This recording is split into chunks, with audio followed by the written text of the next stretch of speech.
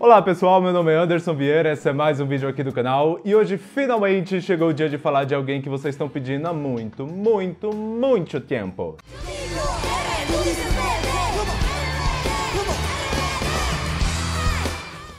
Eu precisei pensar um pouco sobre como trazer eles pra cá, já que tem muita coisa pra contar sobre eles, o antes e depois do grupo, a novela, as tretas, as carreiras solos. Mas antes da gente ir pelos caminhos paralelos, nada melhor do que começar pelo contexto principal. Já faz mais de 10 anos que o RBD se separou, mas só pelos comentários que eu recebo por aqui dá pra ver que essa chama ainda não se apagou. Então vamos hoje aqui de nostalgia com um dos maiores fenômenos da música pop dos anos 2000. Hoje eu separei aqui 15 momentos que eu acredito que definem bem a trajetória do RBD, então já deixa o like aí no vídeo porque na montagem desse roteiro já me veio a ideia pra vários outros, só preciso saber se vocês realmente querem. Vamos lá?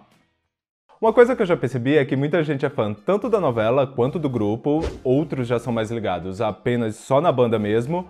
Por aqui a gente vai focar mais apenas no RBD hoje, mas não temos como começar essa história já desvinculando um do outro. A princípio, o RBD era uma banda fictícia da telenovela mexicana Rebelde, produzida pela Televisa e exibida pelo Canal de las Estrelas no México, e que teve o seu início no dia 4 de outubro de 2004 e terminou em 2 de junho de 2006. Sendo aí dividida em 3 temporadas e totalizando 440 episódios. A obra é um remake da novela argentina Rebelde Way, produzida por Cris Morena, que por sua vez também dirigiu as versões originais de Chiquititas e Floribela. Um fato curioso é que, assim como esses dois anteriores, Rebelde quase ganhou uma versão brasileira antes mesmo da versão mexicana sair. Alguns pilotos foram gravados aqui no Brasil em 2004 e oferecido por uma produtora a algumas emissoras aqui do país, cogitando os papéis principais para Marco Pigossi, Marisol Ribeiro e o ator e dublador Fábio Lucindo, porém o projeto acabou não indo pra frente. Rebelde ganhou várias adaptações pelo mundo inteiro, todas elas seguindo esse formato escola e banda, mas nenhuma chegou perto do impacto causado pela versão mexicana e a banda originada dela, o que pode facilmente ser justificado pelo fato de que a trama em si poder ser copiada por quem fosse adquirir os direitos, mas as músicas de cada versão era de responsabilidade de cada um, e por um bom tempo o RBD foram os hitmakers do momento. Eu sempre me perguntei isso, mas eu nunca cheguei em uma conclusão. Mas vocês acham que foi o RBD que chamou a atenção para a novela que sustentava a banda, vamos dizer assim, ou foi a junção de tudo que colaborou para que os dois fossem igualmente grandes? Fala aí nos comentários o que vocês acham.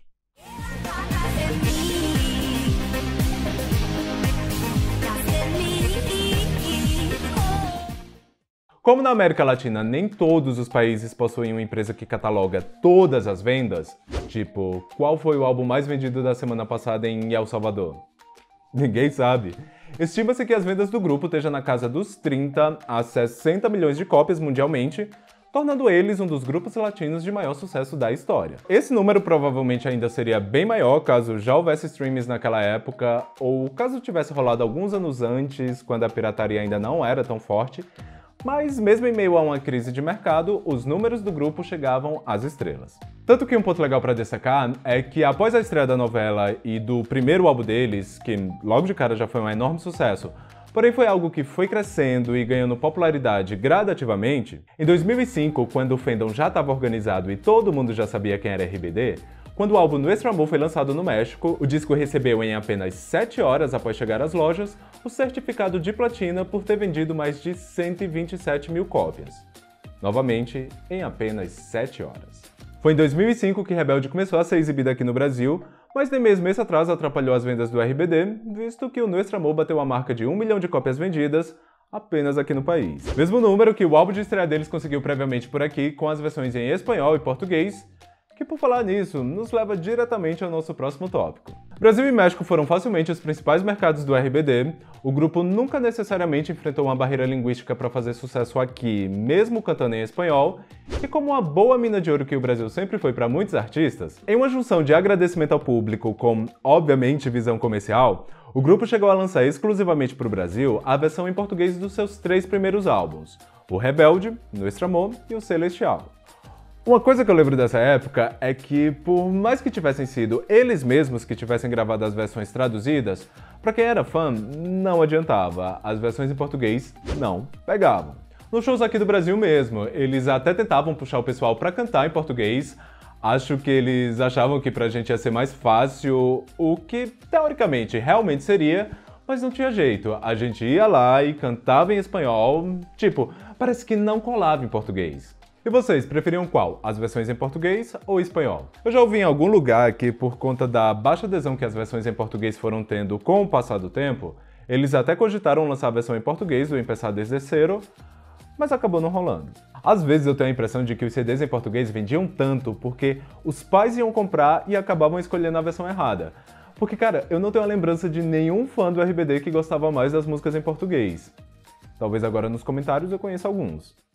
Mas vamos lá, ao longo de sua carreira o RBD bateu vários recordes que até hoje pertencem a eles, e um desses é o de maior turnê de um artista internacional em terras brasileiras. Durante a passagem do grupo por aqui em 2006, eles se apresentaram em Manaus, Belém, Fortaleza, Goiânia, Brasília, Recife, Vitória, Belo Horizonte, Porto Alegre, Curitiba, São Paulo e Rio de Janeiro. Salvador também chegou a ser anunciado como parte da turnê, o que tornaria ela ainda maior, mas por problemas de logísticas com o local onde iria acontecer a apresentação, no caso seria a Fonte Nova, se não me engano, a data acabou caindo. Grande não somente em abrangência, a maior parte dos shows dessa turnê aconteceriam em estádios, incluindo o maior deles, a apresentação do dia 8 de outubro de 2006 no Maracanã, para um público de mais de 50 mil pessoas. O show que marcou o encerramento da RBD Tour Brasil teve lançamento em DVD, que mundialmente vendeu mais de 2,5 milhões de cópias. Os DVDs do RBD são um capítulo à parte, pois, assim como os CDs, eles também vendiam como água, e cada um é bem especial do seu próprio jeitinho. Do primeiro, gravado no México, com uma produção bem pobrezinha, perto do que a gente ainda ia ver eles comandando mais pra frente, porém segurando tudo na base dos hits, ao do Maracanã, com um estádio lotado cantando junto. Nisso a gente ainda teve o Eche na Espanha, filmado em Madrid, e o meu favorito de todos, o icônico Live in Hollywood, obviamente gravado em Los Angeles, na Califórnia, que por conta dele, até hoje eu nunca mais consegui cantar Assim Sou Eu do jeito certo. Obrigado aí por isso, Anaí.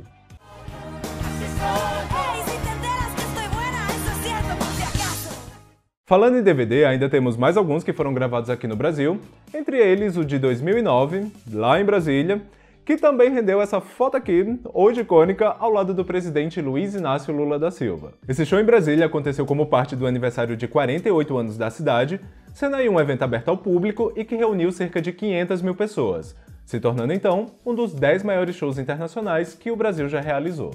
Um dado curioso sobre a venda dos DVDs é que, ao final de 2006, no top 4 dos mais vendidos aqui no Brasil, 3 eram deles. O Live in Hollywood em primeiro lugar, o Generation Tour, aquele primeiro gravado lá no México, em terceiro, e o documentário da Generation Tour em quarto. Ao todo, o RBD veio 7 vezes ao Brasil, e apesar de na maioria das vezes ter sido uma celebração, logo na primeira vez, no começo de 2006, tivemos aquele triste dia em um estacionamento de supermercado aqui em São Paulo. Ainda sem muita noção da popularidade do sexteto, foi organizado um pocket show gratuito em que o grupo também ofereceu uma sessão de autógrafos, só que enquanto a organização do evento se programou para receber 2.000 pessoas, foram aproximadamente 10.000 que compareceram. A pequena estrutura montada não deu conta da multidão, a grade que separava o público do palco cedeu, e em meio a toda a confusão causada, 3 pessoas faleceram, entre elas 2 crianças, deixando ainda outras mais de 40 pessoas feridas. Após o ocorrido, a banda cancelou todos os eventos que tinham agendados aqui no país e retornaram ao México. Ao longo de sua carreira, algo que nem todo mundo percebia na época, seja por não ter chegado aqui no Brasil com a mesma força que eles, ou por não ter feito muito sucesso mesmo, foram os vários covers que o RBD incluiu em sua discografia. Vou confessar que pra mim era sempre uma grande surpresa descobrir isso, porque quase sempre eu conheci primeiro a versão deles e só depois que eu ia descobrir as originais. E nisso a gente tem grandes nomes envolvidos no rolê, como por exemplo Kelly Clarkson, que autorizou pra eles a versão em espanhol de Gone. Sarah Paxton, que a maioria aí deve lembrar por conta do filme Aquamarine, mas que no início da carreira dela também teve um contrato com uma gravadora, lançou alguns poucos singles, mas entre eles estava a faixa Kiss Me Like You Mean It, que com o RBD se tornou Bésame Sin Miedo.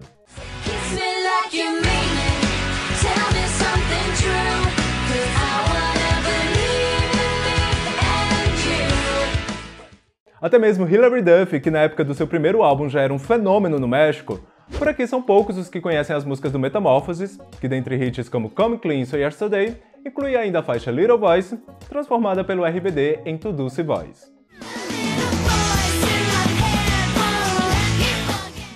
Hillary era tão popular no México que ela até participou do último episódio de Rebelde, interpretando ela mesma conhecendo o RBD. No episódio, ela era uma grande fã do grupo, mas que só acreditou que eles eram eles mesmos após eles darem uma palhinha de "Eu sou rebelde".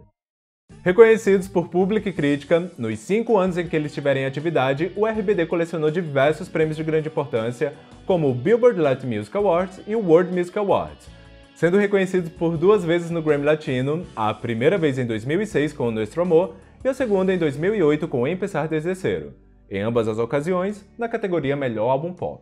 O mercado de língua inglesa naquela época não era tão aberto assim, contudo ainda controlado pela mídia tradicional de rádio e TV, era bem complicado para estrangeiros chegar lá, e por mais que o sucesso do RBD no resto do mundo não tenha se replicado em países como Estados Unidos e Reino Unido, eles ainda tentaram e até que conseguiram bons resultados. No finalzinho de 2006, em meio à RBD mania, o grupo lançou o álbum bilingue Rebels com foco direto para o mercado americano.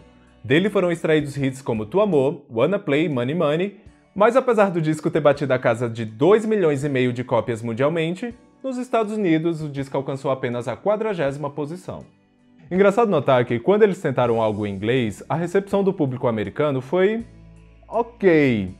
No entanto, com Celestial eles conseguiram ir bem mais além e chegaram ao top 15 da Billboard, emplacando ainda ser ou aparecer no Hot 100 da parada de singles.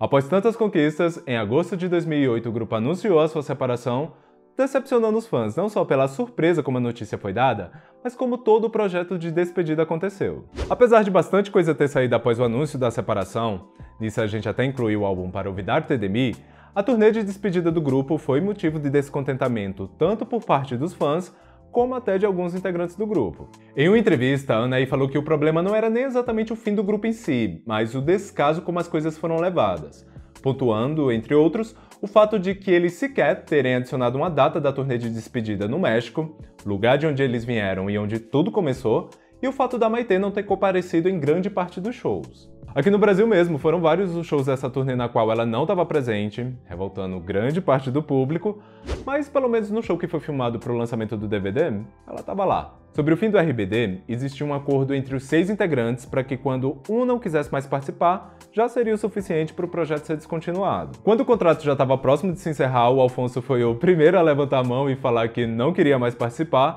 e por conta disso, até hoje ainda tem gente que culpa ele pelo fim da banda.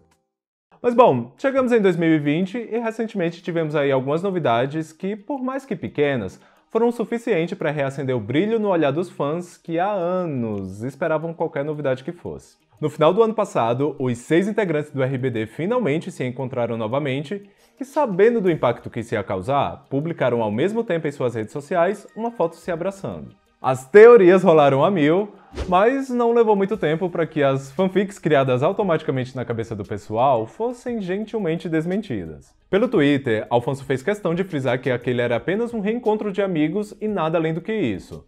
Em uma entrevista para uma rádio, Christopher Uckerman endossou as palavras do Poncho, também afirmando que aquele foi um encontro para jogar a conversa fora depois de tantos anos. Um teaser publicado no YouTube anunciando um suposto retorno deles para fevereiro deixou todo mundo com a pulga atrás da orelha, tipo, será que o que eles estão falando é realmente verdade ou será que eles estão só fazendo aí um charme?